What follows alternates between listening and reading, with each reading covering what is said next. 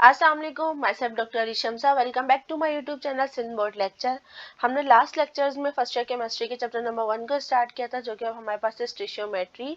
Last हमने इसके 4th lectures complete कर लिए हैं। ठीक है, आज भी हम लेक्चर नंबर 4 को ही डिस्कस करेंगे, पर इसका पार्ट 2 करेंगे। ठीक है, फर्स्ट लेक्चर में पहले हम बात कर लेते हैं, थोड़ी सी की रिविजन कर लेते हैं, थोड़ा सा रिव्यू।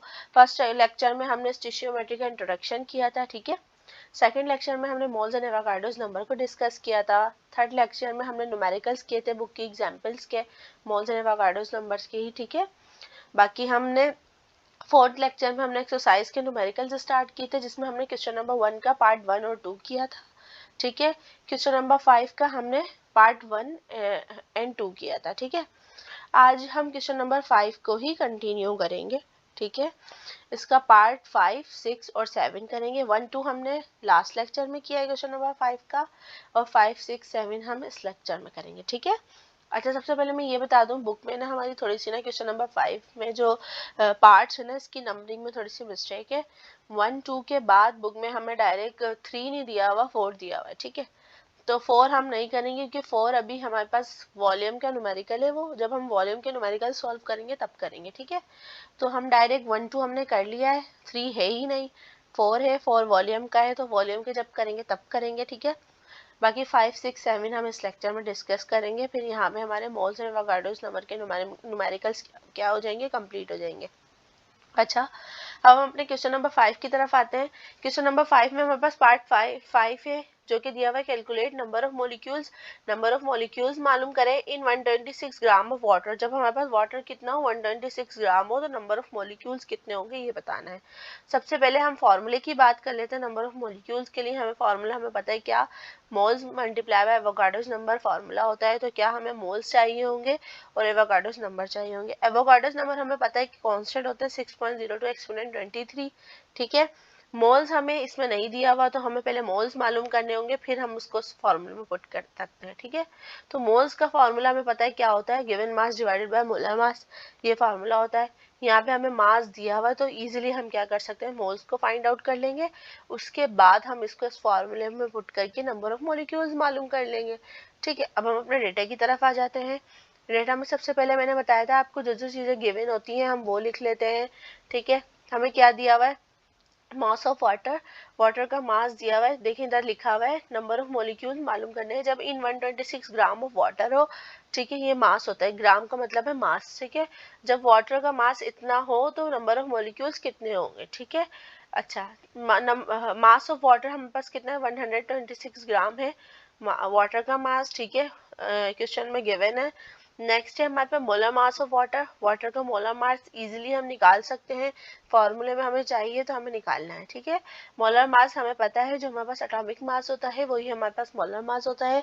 बस फर्क कितना है, मोलर मास को हम ग्राम पर मोल से रिप्रेजेंट करते हैं और एटॉमिक मास को हम AMU से रिप्रेजेंट करते हैं। ठीक है, बुक के लास्ट में चार्ट है, उसमें हमारे पास सारे मोलर मासेस दिए हुए हैं। ठीक है, जो एटॉमिक मास है वही मोलर मास है, बस यूनिट का फर्क है।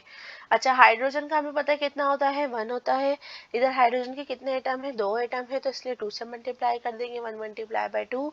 ठीक है, प्लस का साइन लगाएंगे। ऑक्सीजन का हमें पता है कितना होता है, एटॉमिक मास 16 होता है, तो मोलर मास भी 16 होगा। ठीक है, 16 हो गया। ठीक है, जब हम इनको उसके बाद क्या करेंगे, 1 मल्टीप्लाई बाय 2, तो ये 2 हो जाएगा। बाकी 16 हमारे पास ऐसे ही रहेगा। जब हम दोनों को प्लस कर देंगे तो हमारे पास आंसर क्या आ जाएगा, 18 ग्राम पर मोल मोलर मास आ जाएगा। ग्राम पर मोल मोलर मास का यूनिट है। ठीक है, अच्छा, रिक्वायरमेंट में हमें जो फाइंड करना होता है हम वो लिखते हैं। नंबर ऑफ मॉलिक्यूल्स हमें बताया हुआ है कि हमें मालूम करने, कैलकुलेट नंबर ऑफ मॉलिक्यूल्स, इसलिए हमने नंबर ऑफ मॉलिक्यूल्स लिख लिए। ठीक है, अब इजीली हम सॉल्यूशन की क्या करेंगे, हेडिंग डालेंगे। सही है, यहाँ से अपना सॉल्व करेंगे। पहले हम मोल्स मालूम कर लेंगे, फिर हम उसको इस फॉर्मूले में पुट करके नंबर ऑफ मॉलिक्यूल्स इजीली मालूम कर सकते हैं। मोल्स मालूम करने के लिए गिवन मास हमें पता है कितना है, 126 ग्राम है, तो हमने गिवन मास की जगह 126 ग्राम लिख दिया। डिवाइडेड बाय मोलर मास है, मोलर मास हमने निकाल लिया कितना है, 18 ग्राम पर मोल, तो हमने मोलर मास की जगह 18 लिख दिया। 126 डिवाइडेड बाय 18, जब हम 126 को डिवाइड करते हैं 18 से, तो हमारे पास आंसर क्या आएगा, आंसर हमारे पास आएगा 7 मोल्स ऑफ वाटर। कितने वाटर के कितने मोल्स आ जाएंगे, 7 मोल्स आ जाएंगे। अब मोल्स हमने निकाल लिया तो हम इजीली इस फॉर्मूले में पुट करके नंबर ऑफ मॉलिक्यूल्स मालूम कर सकते हैं। ठीक है, तो फॉर्मूला हमारे पास क्या होता है, number of molecules is equal two moles multiply by Avogadro's number, ये हमारे पास फॉर्मूला है। ठीक है, इधर हम मोल्स पुट कर देंगे। मोल्स कितने 7 आए थे, 7 हमने पुट कर दिए। एवोगाड्रोस नंबर कांस्टेंट होते हैं, साइंटिस्ट हैं जिन्होंने ये बताया था। नंबर ऑफ पार्टिकल्स को हम क्या कहते हैं, एवोगाड्रोस नंबर्स कहते हैं। ठीक है, एक साइंटिस्ट है जिन्होंने ये बताया था, तो इसलिए उन्हीं के नाम पे हम इसको कहते हैं एवोगाड्रोस नंबर, और इसको हम Na से रिप्रेजेंट करते हैं। ठीक है, ये कितना होता है 6.02 एक्सपोनेंट 23। जब हम 7 मोल्स को 6.02 एक्सपोनेंट 23 से मल्टीप्लाई कर देंगे तो हमारे पास आंसर जो आएगा, नंबर ऑफ मॉलिक्यूल्स जो आएंगे वो आएंगे हमारे पास 4.214 exponent 24 molecules of water. Water के कितने मॉलिक्यूल्स होंगे, जब हमारे पास 126 ग्राम वाटर हो तो मॉलिक्यूल्स कितने होंगे, इन्होंने ये पूछा है, मालूम करने। हमने इधर मालूम कर लिया, जब हमारे पास 126 ग्राम वाटर होगा तो नंबर ऑफ मॉलिक्यूल्स हमारे पास कितने आएंगे, 4.214 एक्सपोनेंट 24 मॉलिक्यूल्स होंगे वाटर के। 10 इधर हम 10 की जब कोई पावर जाती है तो हम कहते हैं उसको एक्सपोनेंट। ठीक है, इसलिए मैं इसको पढ़ रही हूँ 4.214 एक्सपोनेंट 24। ओके, अच्छा, अब हमने अपने क्वेश्चन नंबर 5 के ही नेक्स्ट पार्ट की तरफ आते हैं। पार्ट 6 है हमारे पास। ठीक है, इसमें बताया हुआ है कैलकुलेट मास इन ग्राम। मास मालूम करना है, ग्राम में मास का यूनिट होता है, हमें पता है ग्राम। ठीक है, कि तो हमें उन्होंने बता दिया कि मास जो हमें ग्राम में मालूम करना है। इन 4.8 एक्सपोनेंट 24 एटम्स ऑफ सोडियम, जब सोडियम के 4.8 एक्सपोनेंट 24 एटम्स हो तो हमारे पास मास कितना होगा सोडियम का, हमें ये बताना है। ठीक है, वही बात, फॉर्मूला हम कि जिस फॉर्मूले से सॉल्व करेंगे पहले हम वो डिस्कस कर लेते हैं। मैंने आपको बताया था, नंबर ऑफ एटम्स की बात हो, नंबर ऑफ मॉलिक्यूल्स की बात हो, नंबर ऑफ पार्टिकल्स की बात हो, या नंबर ऑफ आइंस की बात हो, किसकी बात हो रही होती है, एवोगाड्रोस नंबर्स की बात कर रहे होते हैं वो। ठीक है, तो उसके लिए हम क्या फॉर्मूला लगाएंगे, number of atoms is equal two moles multiply by Avogadro's number. ठीक है, मोल्स यहाँ पे हमें सबसे पहले हम मोल्स मालूम कर लेंगे, सही है। उसके बाद हम उसको एवोगाड्रोस नंबर तो हमारे पास कांस्टेंट होते हैं, मोल्स मालूम करने, क्योंकि हमें सवाल में मोल्स नहीं दिए हुए। ठीक है, तो मोल्स मालूम करके उसको पुट करके हम इजीली अपना मास मालूम कर सकते हैं। ठीक है, अच्छा, अब देख लेते हैं आगे। डेटा में जो गिवन होता है हम पहले वो लिख लेते हैं। नंबर ऑफ एटम्स हमें दिए हुए थे, हमने वो लिखा 4.8 एक्सपोनेंट 24 एटम्स। ठीक है, बाकी हमारे को मोलर मास हमें मालूम करना है। ठीक है, क्योंकि हमें नंबर ऑफ एटम्स दिए हुए हैं, एवोगाड्रोस नंबर हमें पता है। ठीक है, मास हमें मालूम करना है, और मोलर मास हमें मालूम करना है। देखिए नंबर क्या कहा है, मास मालूम करना है, मास हमें मालूम करना है। ठीक है, और मोलर मास हमें क्या करना होगा, निकालना होगा। जैसी सी बात है, मोलर मास पता होगा तो हम इजीली सॉल्व कर सकते हैं। तो मोलर मास हम अपने डेटा में ही निकाल लेंगे, हमें पता है जो एटॉमिक मास होता है वही मोलर मास होता है। बस फर्क इतना होता है, मोलर मास को हम ग्राम से रिप्रेजेंट करते हैं, ग्राम पर मोल से, और एटॉमिक मास को हम AMU से रिप्रेजेंट करते हैं। तो सोडियम का कितना होता है, बुक के लास्ट में दिया हुआ है, सोडियम का मोलर मास हमारे पास 23 ग्राम पर मोल होता है। ठीक है, हाँ, पर फॉर्मूले से हमने निकाला है क्या, नंबर ऑफ एटम्स, फॉर्मूला क्या है, number of atoms equal two moles multiply by Avogadro's number. हमें लेकिन उन्होंने कहा है मास मालूम करना है, तो हमें पता है मोल्स किसके बराबर होता है, given mass divided by molar mass के। यहाँ से हम मास को क्या करेंगे, मास को निकाल लेंगे, क्योंकि हमें मास मालूम करना है, बाकी सब चीजें एक तरफ कर देंगे। इस तरह इजीली हम मास मालूम कर सकते हैं, वो मैं आगे सॉल्व करूंगी तो आपको पता चल जाएगा। ठीक है, सबसे पहले नंबर ऑफ एटम्स हमें पता थे, एवोगाड्रोस नंबर हमें पता थे, मोलर मास हमने निकाल लिया, हमने डेटा बना लिया, जो जो चीजें हमें गिवन होती है हम वो लिख लेते हैं। ठीक है, उसके बाद एवोगाड्रोस नंबर हमें पता है 6.02 एक्सपोनेंट 23 मॉलिक्यूल्स होते हैं, कांस्टेंट वैल्यू है, एवोगाड्रोस साइंटिस्ट थे, उन्होंने दी थी। ठीक है, नेक्स्ट रिक्वायरमेंट में हम वो लिखते हैं जो हमें फाइंड करना होता है, मास ऑफ सोडियम, सोडियम का मास मालूम करना है, हमने ये लिखा।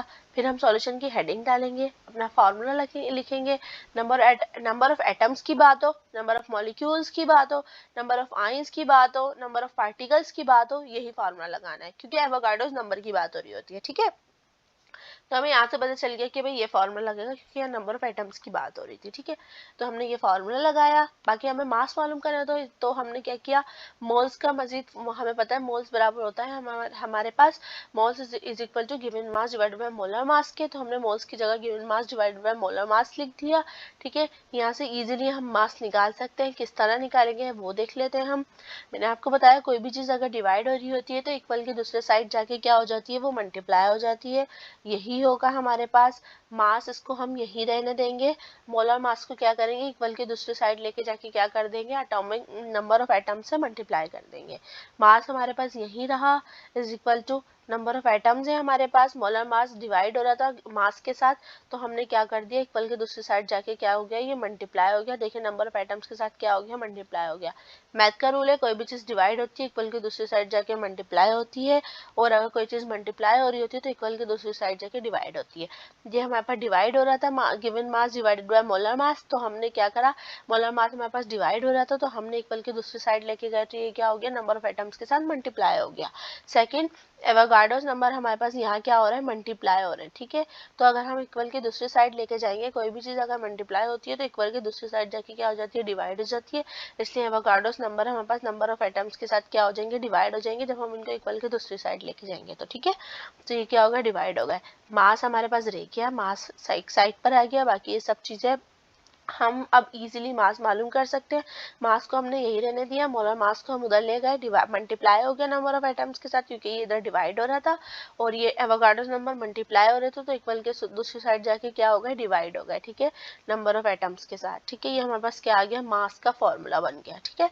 अब हम इजिली अपनी वैल्यूज को पुट करके मास मालूम कर सकते हैं, ठीक है। नंबर ऑफ एटम्स हमें कितने दिए हुए हैं क्वेश्चन में, 4.8 एक्सपोनेंट 24 एटम्स है, तो हमने नंबर ऑफ एटम्स पुट किए, ठीक है। उसके बाद divided by Avogadro's number constant होता है 6.02 एक्सपोनेंट 23 मॉलिक्यूल्स, एवोगाड्रोस नंबर लिखे, ठीक है। Multiply by molar mass, molar mass लिख लिया हमने। मोलर मास कितना है, मोलर मास हमने निकाला है 23, हमें पता है सोडियम का कितना होता है, 23 होता है, ठीक है। तो हमने मोलर मास लिखा। सबसे पहले हम इन दोनों को डिवाइड करेंगे, 4.8 एक्सपोनेंट 24 डिवाइडेड बाय 6.02 एक्सपोनेंट 23। जब हम इन दोनों को डिवाइड कर लेंगे तो जो भी आंसर आएगा हमारे पास उसको हम क्या कर देंगे, फिर मल्टीप्लाई कर देंगे 23 से। हमने पहले 4.8 एक्सपोनेंट 24 को डिवाइड करना है 6.02 एक्सपोनेंट 23 से कैलकुलेटर में, ठीक है। जो आंसर आएगा फिर इस सारी पूरी वैल्यू को, जो भी इसका आंसर होगा, क्योंकि जो मल्टीप्लाई हो रहा है ये इस पूरी वैल्यू के साथ हो रहा है ना, तो हम क्या करेंगे, इन दोनों को पहले डिवाइड करके सॉल्व कर लेंगे, फिर जो भी आंसर होगा उसको हम 23 से मल्टीप्लाई कर देंगे। तो पहले हमने 4.8 एक्सपोनेंट 24 को क्या किया, 4.8 एक्सपोनेंट 24 डिवाइडेड बाय 6.02 एक्सपोनेंट 23 को क्या कर लिया, मालूम कर लिया आंसर इसका क्या है। उसके बाद हमने जो भी आंसर आया उसको 23 से मल्टीप्लाई कर देंगे, तो हमारे पास मास कितना आ जाएगा, 183.39 ग्राम ऑफ सोडियम का क्या आ जाएगा, हमारे पास मास आ जाएगा। क्या नंबर ऑफ एटम्स अगर हमारे पास इतने होंगे सोडियम के, तो हमारे पास कितना होगा मास, ये हमें पता चल गया कि 183.39 ग्राम ऑफ सोडियम होगी, ठीक है। नेक्स्ट क्वेश्चन है हमारे पास क्वेश्चन नंबर 5 का ही पार्ट 7 है। इसमें क्या कहा है, calculate number of formula unit in 333 gram of calcium chloride. अब ये एक नई बात हो गई, आप लोग समझ रहे हैं फॉर्मूला यूनिट की बात हो रही है यहाँ। तो मैंने देखिए डिस्कस किया था लास्ट में कि हमारे पास फॉर्मूला यूनिट क्या होते हैं, आयनिक कंपाउंड होते हैं। आयनिक कंपाउंड्स को ही हम फॉर्मूला यूनिट्स कहते हैं, ठीक है, यानी कि आयंस की बात हो रही है ना, ठीक है। तो मैंने आपको बताया था पार्टिकल्स हमारे पास क्या होते हैं, एटम्स भी हो सकते हैं, मॉलिक्यूल्स भी हो सकते हैं, और आयंस भी हो सकते हैं, ठीक है। हमारे पार्टिकल्स की बात हो, एटम्स की बात हो, आयंस की बात हो या मॉलिक्यूल्स की बात हो, तो हमारे पास किसकी बात हो रही होती है, एवोगाड्रोस नंबर की बात हो रही होती है। तो इसके लिए हम वही सेम फॉर्मूला लगाते हैं जो हमारे पास एवोगाड्रोस नंबर ने का फॉर्मूला है। नंबर ऑफ एटम्स की बात होगी तो हम इधर लिखेंगे number of atoms is equal two moles multiply by Avogadro's number. Number of molecules की बात होगी अगर सवाल में, तो हम इधर लिखेंगे number of molecules multiply, number of molecules is equal two moles multiply by Avogadro's number. Number of atoms की बात होगी तो हम क्या लिखेंगे, number of atoms is equal two moles multiply by Avogadro's number. Number of particles की बात होगी तो इधर नंबर ऑफ पार्टिकल आ जाएगा, बाकी पूरा फॉर्मूला सेम रहेगा। अब इधर क्या हो रही है, नंबर फॉर्मूला यूनिट्स की बात हो रही है। और फॉर्मूला यूनिट्स क्या होते हैं, मैंने आपको बताया आयंस होते हैं, आयनिक कंपाउंड को ही हम फॉर्मूला यूनिट कहते हैं। तो आयंस की बात हो रही है बेसिकली, ठीक है। तो वही फार्मूला रहेगा। नंबर ऑफ फार्मूला यूनिट किसके बराबर हो जाएगा, moles multiply by Avogadro number. अगर इधर आइंस लिखा होता तो हम लिखते number of ions is equal two moles multiply by Avogadro number, ठीक है। लेकिन ये एक आयन नहीं है, ये हमारे पास पूरा एक कंपाउंड है, तो इसलिए आयनिक कंपाउंड है, तो इसलिए फार्मूला यूनिट है। तो हमारे पास आयंस की बात हो, मोल्स की बात हो, फार्मूला यूनिट की बात हो, एटम्स की बात हो, तो हमारे पास एवोगाड्रो नंबर की ही बात हो रही होती है, और उसके लिए हम यही फार्मूला अप्लाई करते हैं सब में, ठीक है। Moles is equal to Avogadro number, same formula, ठीक है। अच्छा, अब हम मालूम कर लेते हैं। अब इन्होंने हमें कहा है कि हमें फार्मूला यूनिट्स मालूम करना है जब हमारे पास 33 ग्राम ऑफ कैल्शियम क्लोराइड हो, ठीक है। तो मोल्स नहीं दिए हुए, तो मोल्स नहीं दिए हुए, तो हमें मास तो दिया हुआ है, तो हमें पता है मोल्स किसके बराबर होता है, given mass divided by molar mass के। तो मोल्स की जगह हम क्या कर देंगे, ये मोल्स का फार्मूला पुट कर देंगे, given mass is divided by molar मास, ठीक है। बाकी मल्टीप्लाई बाय एवोगाड्रो नंबर वैसी का वैसी आ जाएगा, क्योंकि हमें मास दिया हुआ था, तो हमने इस फार्मूले को क्या कर लिया, मजीद ओपन कर लिया मोल्स के फार्मूले को, और इधर पुट करके हम इजीली मालूम कर सकते हैं। अगर मास नहीं दिया हुआ होता, डायरेक्ट मोल्स दिया हुआ होता, तो हम इसी फार्मूले में बस रखते मोल्स को, एवोगाड्रो नंबर को, और आंसर निकाल लेते, ठीक है। अब अपने डेटा की तरफ आ जाते हैं। डेटा हमें पता है, पहले जो गिवन होता है हम वो लिखते हैं। तो हमें मास ऑफ कैल्शियम क्लोराइड का मास दिया हुआ है, ग्राम में जो होता है वो हमारे पास मास होता है, मैंने आपको बताया था मास का यूनिट होता है ग्राम, ठीक है। 333 ग्राम ऑफ कैल्शियम क्लोराइड है, तो मास ऑफ कैल्शियम क्लोराइड कितना है, 333 ग्राम, ठीक है। मोलर मास भी हमें पता होता है, ठीक है, जो हमारे पास एटॉमिक मास होता है वही हमारे पास मोलर मास होता है।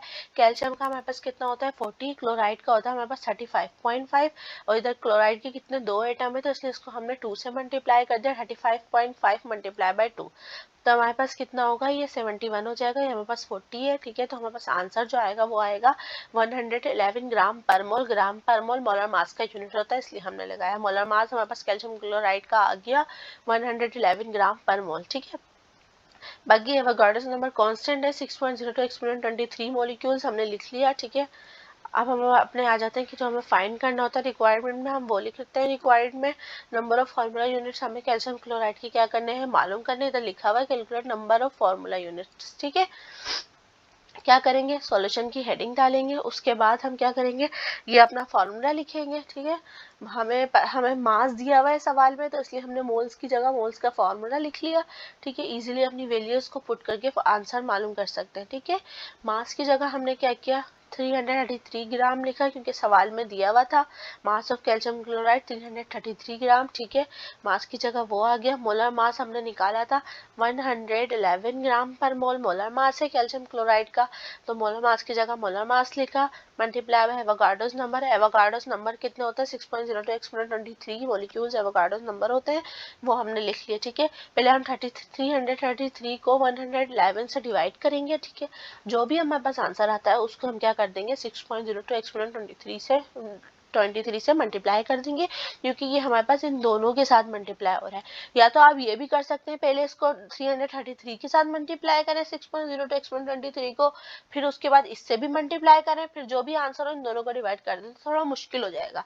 तो पहले आप क्या करें, डिवाइड को सॉल्व कर लें।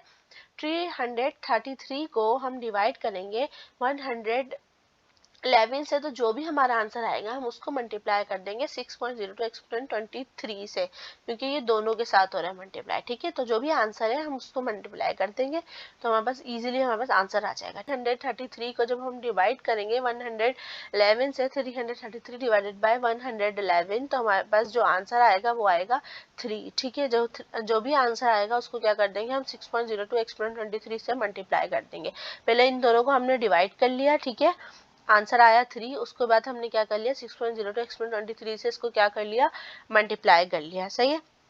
तो हमारे पास फार्मूला यूनिट्स आ गए, हमारे पास number of formula units calcium chloride के कितने आए, 18.06 एक्सपोनेंट 23 फार्मूला यूनिट्स आए कैल्शियम क्लोराइड के।